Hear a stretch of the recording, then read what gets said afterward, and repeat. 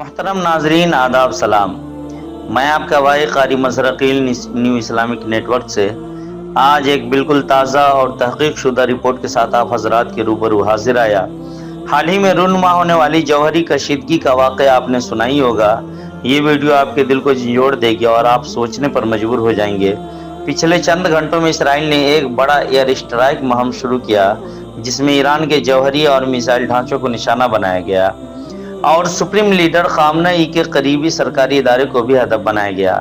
اسرائیل کا مقصد ہے کہ ایران کو ہتھیار و خاص طور پر جوہری افزودگی اور میزائل پروگرام چھوڑنے پر مجبور کیا جائے، لیکن ایران نے فوراً جوابی میزائل حملے شروع کیے۔ اسرائیل کے جنوبی خطے بشمول بیر شیبہ پر شدید دھماکے ہوئے جہاں عمارتوں کو نقصان پہنچا مگر ہلاکتیں کم تھیں۔ تہران میں بھی اسرائیل پر فضائی کارروائیاں کی گئی جس پر ٹھوس رد عمل کا مرحلہ بڑھ گیا۔ اقوام متحدہ اور یورپی ممالک بشمول برطانیہ، فرانس اور جرمنی نے ایران کے ساتھ جنیوا میں مذاکرات شروع کیے، لیکن ایران نے شرط رکھی ہے کہ اسرائیل کی کارروائیاں پہلے بند ہو۔ دوسری جانب امریکہ نے کہا ہے کہ وہ 2 ہفتوں میں اپنا فیصلہ کرے گا کہ وہ اسرائیل کے ساتھ شامل ہوگا یا نہیں۔ برقی رپورٹس کے مطابق اب ایران کی بڑی تعداد میں بیلسٹک میزائل سرگرم ہیں جن کی تعداد سینکڑوں میں پہنچ چکی ہے۔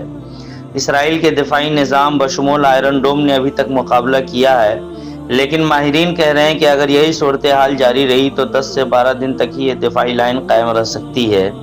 یہ کشیدگی صرف ایک تنازع نہیں، یہ عالمی طاقتوں کی آزمائش ہے، یہ ایمان بمقابلہ ٹیکنالوجی کی جنگ ہے، یہ عدل و انصاف و ظلم کا فیصلہ ہے۔ محترم ناظرین، اگر آپ نے کبھی یہ سوچا کہ قوی ترین طاقتیں حق کے آگے جھک جاتی ہیں تو آج آپ دیکھ چکے کہ ایمان اور عزم کس طرح ہوتی ہیں۔ اگر آپ کو یہ رپورٹ دل کو چھو گئی ہے تو اس ویڈیو کو لائک کریں، شیئر کریں اور سبسکرائب کریں تاکہ سوئے ہوئے دل جاگ جائے اور بند آنکھیں کھل جائے۔ میں آپ کا بھائی قاری مزرقیل ثقافی نیو اسلامک نیٹ ورک سے انشاءاللہ پھر ملیں گے اگلی تازہ رپورٹ کے ساتھ۔ تب تک کے لیے دیجیے اجازت۔ اللہ حافظ۔